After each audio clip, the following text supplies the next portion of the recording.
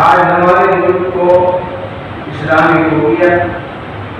اور مسلمانوں کے خلاف نفرت اور اشتعال انگیزی کا مرض لاحق ہو گیا ہے۔ سب سے زیادہ افسوس کا مقام یہ ہے کہ یہ چیزیں ملک کی برسر اقتدار پارٹی کے اہم ذمہ داروں کی طرف سے فروغ دی جا رہی ہیں۔ مختلف بین الاقوامی اداروں، بھارت کی سول سوسائٹیوں کی رپورٹس اور سپریم کورٹ کے انتباہ کے باوجود جس طرح وطن عزیز کو ہندو، مسلم اور دلت میں بانٹنے کی کوشش کی جا رہی ہے، وہ گاندھی اور نہرو کے ہندوستان کے لیے شرمناک ہے۔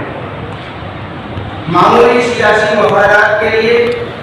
نفرت کا ذریعہ اس قدر گھول دیا گیا ہے کہ تعلیمی ادارے اور کالج کے طلباء تک اس وبا کا حصہ